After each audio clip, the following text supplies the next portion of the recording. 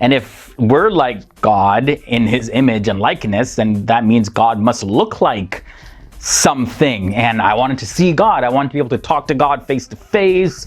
Assalamu alaikum and good greetings. So today I'll be watching a video titled Why I Really Left Christianity. This is by FTD Speaks, and of course the guy Leroy will be the one that is talking, I believe, based on the thumbnail.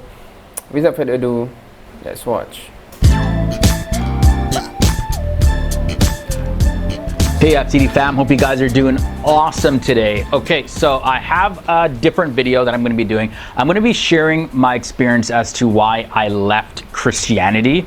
That's right, I grew up as a Christian and now I'm no longer a Christian anymore. So what happened? This is a big question that you guys have been asking me on social media, as well as also in the comments and emails. So I decided to dedicate a video to answering that question. To start off, Christianity was a huge influence in my life. It really shaped me to who I was today, and it sparked my interest in actually learning about God and solidified my belief that there is a God or higher power, whatever terminology you want to use. There's something there, right? And the main desire for me to want to learn about God was, I was discussing with my family, and we're reading the book of Genesis that said that God made man in his image after his likeness. So I'm like, oh, interesting. Okay, so we humans are made like God. I'm like, but first of all, isn't that breaking the first commandment? Don't have any other gods before me, and you know, nothing or no one like God. So what do you mean we're made in God's image and likeness? Okay, that is an interesting question. Meaning, what exactly does it mean, right? Because in Islam we do not have similar concept as you know, in His image. What does that mean, right? It does God have, you know, image like human?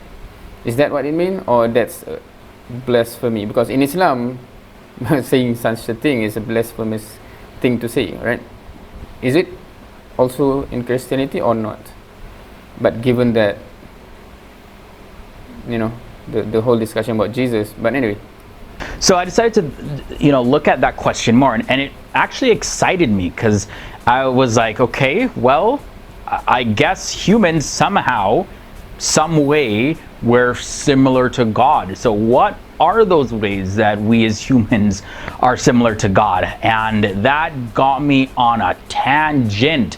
I stayed up all night, literally going through the Bible for hours. I didn't sleep that night. I'm just trying to read and soak up, because the Bible was the only book that I knew of at the time that was supposedly inspired by God. So I was just going based off of the materials that I knew. My family was Christian, so the material I used was the Bible, and I went through that, and I didn't sleep, guys. I was so interested. I wanted to know, how are humans like God? In what way? And if we're like God in his image and likeness, then that means God must look like something. And I wanted to see God. I wanted to be able to talk to God face to face. And I was like, okay, I don't want to take anybody's word of who God is or what God is. I want to know for myself. So is it even possible to talk to God directly? Is it even possible to see God? And as the years went by, I read most of the Old Testament, about 60 or 70%, the Old Testament of the Bible, and I read the entire New Testament multiple times, actually. And I thought I'd come to a conclusion that I think I figured it out. I figured out how it's possible for someone to see God and talk to God directly. And I said, okay, we humans of ourselves, we can't do it. We don't stand a chance to see God. We don't stand a chance to talk to God face to face, be in the presence of God.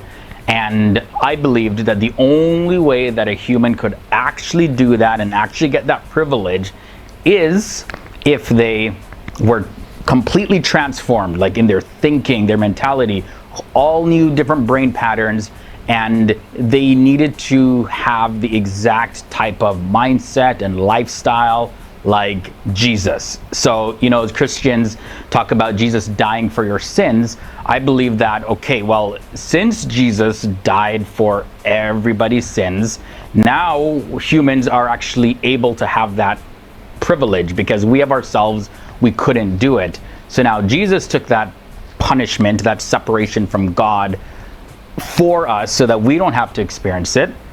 So then what?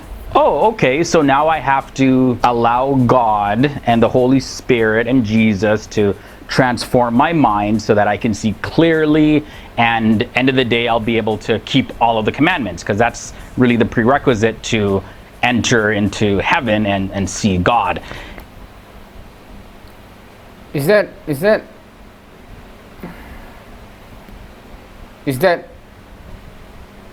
of course this question is to any Christian that is watching this. Is that universally accepted in Christianity, or whether just meaning the 10 commandments, is it still valid up till this day? That's number one.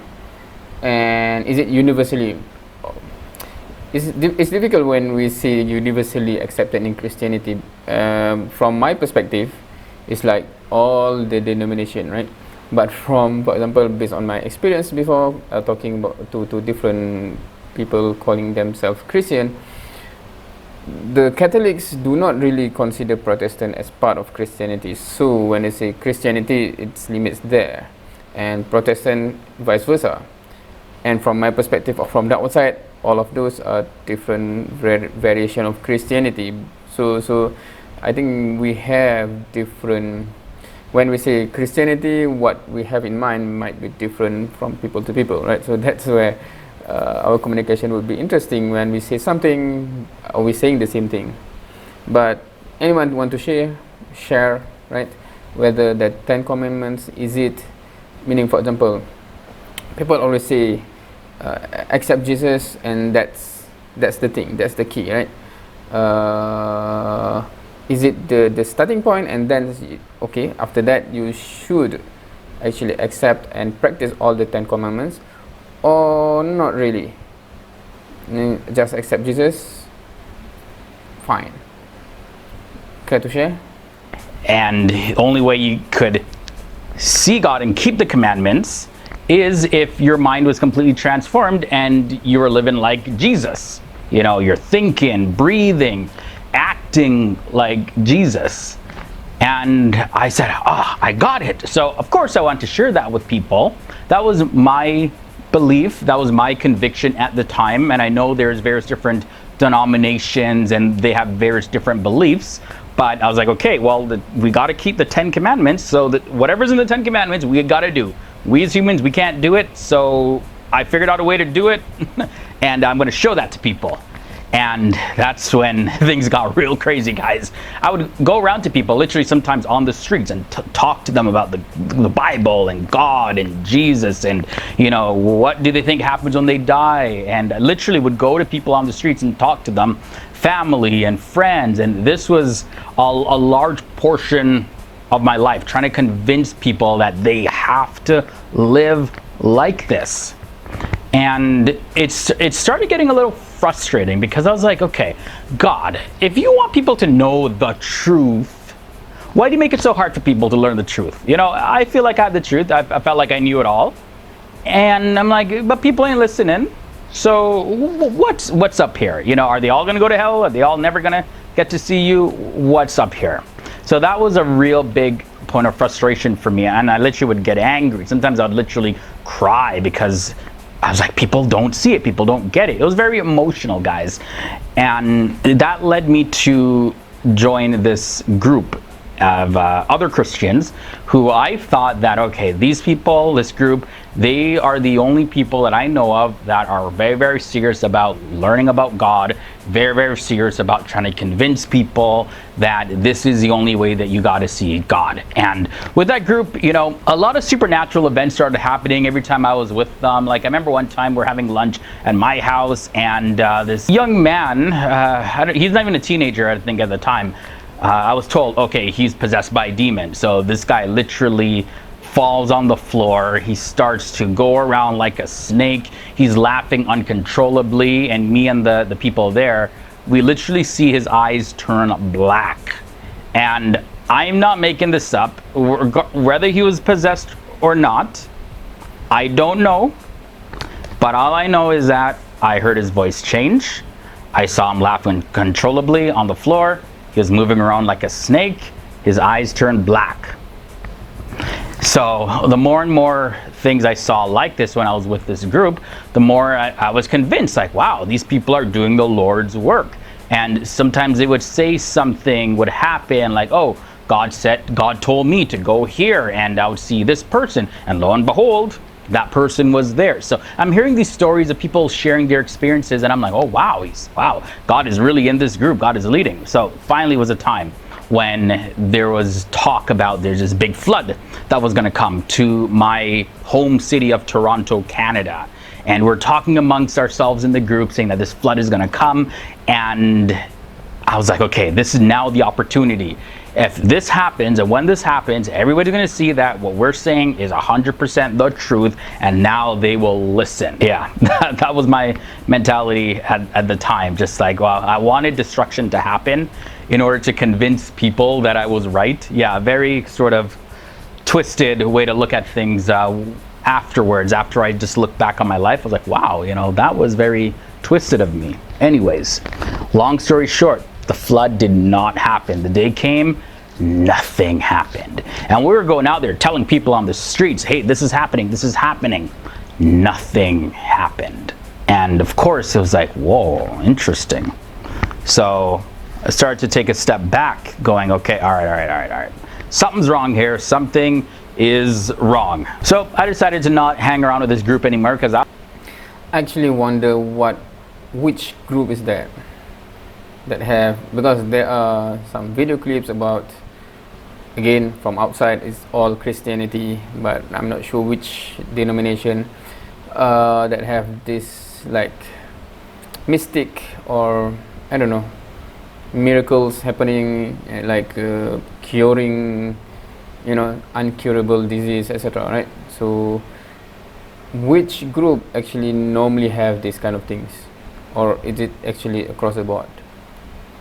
I was embarrassed, and about a year and a half after that, my brother told me about this personal development course that he took, and that it really helped him to see life differently, and that it should help me too. Because I was in a pretty sad place, pretty dark place for a little while, and I wasn't interested in hearing anything, but you know, I eventually said, all right, let me just do this course. What do I have to lose anyways? Might as well take a look at different things, different beliefs and ideologies. So I said, okay, let me do that. I gave Christianity a shot.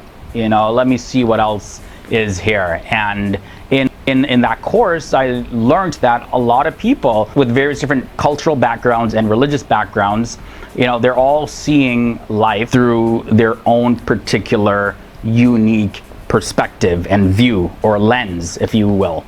And I started to realize, okay, even if people say that they believe the same, regardless if they're religious or not, or they're from the same culture or not, they still don't see things the exact same. Like if I, for example, hold up my hand, I say, what color is it? Most people will say brown, but then I'm looking at my hand saying a different color. So then we start arguing about, okay, this is right, but who's right? You know, we're both right.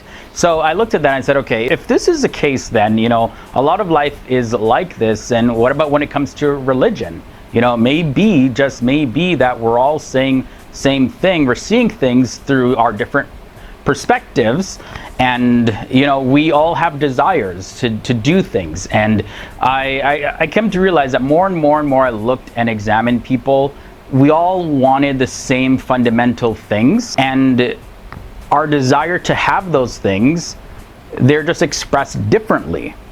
And then I realized, okay, maybe my view isn't the only view that there is. So I decided to take off my view and lens of Christianity, put it aside, and decided to take up the lens of, hey, human beings are all on the same team. They want the exact same things, and our desire to get them are expressed differently.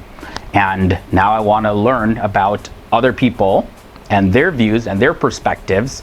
And see what I learned from that, and no longer try to force my views or my opinions on people. I said, okay, I tried living life that way. I'm going to choose now to live life this way. So this is why I live life the way I live now. This is why I left Christianity. Again, this is my view of Christianity at the time, because again, everybody has their own convictions, but based on my conviction though, I chose to leave that view of Christianity and live out a different life. And for me, it's been very fulfilling. And now I get to learn about new religions, and now specifically I'm learning a lot about the religion of Islam. It's very intriguing, guys. So guys, that's in a nutshell why I left Christianity and why I'm on my journey right now. So thank you guys for watching. Okay, yeah. There's another video that I haven't watched yet, and I will be after this, is about why he watch a lot and react to a lot of Islamic videos, right? Or video about Islam. So we will go about that one after this. But what he have said here, right? I think the major thing I would say when they say, because the religion is described as a lens, and it is, meaning that if you belong to a certain religion, it does give you a certain lens of how you decipher or how you look at the world, right? What does this mean? How do you understand this? How do you feel about this? How do you, what is the meaning behind this, right? And if you are an atheist or you do not believe in creation, right? So you will see it in a certain way. When you believe in God or creation, you will see it a different way. And within those who believe in God, different religion give a different lens in the meaning of things, right? So that is true. But if you go back, I think one crucial thing that lead towards someone living a certain religion is that there's no foundation or reason for the person to believe in the belief system in the first place, right? There's no reason, hence, you know, it's easy to live basically when you see that it doesn't fit, right? And I think the same goes with Islam, right? For many Muslims that do not have, when we ask, if we honestly and sincerely ask for honest and sincere answer, why are you a Muslim? I was born into a Muslim family, for example. Answer like that would not hold when you face certain circumstances, right? So that's why that is a fundamental question to ask, right? What is the proof of Islam to be the true religion from the Creator? And hence, I think Muslim family should not take for granted that question, right? Because normally we just go through our life and assume, because you are born in this culture, in this surrounding, you will automatically understand why it is the truth or something like that, right? And you just go through the motion, and kids grow up and they really don't have the answer, which is sad thing, right? And of course, every person from any background, from that was born in any family with any religion, should ask that question. Why is this the truth? What's the reason? What is the proof? What is the evidence? Right? And yeah, I think that's the starting point for anything. With that, I think, thank you for watching. I will go next straight away to the next video, so it will be the next video after this, why he watch Islamic videos. Thank you for watching. See you next time.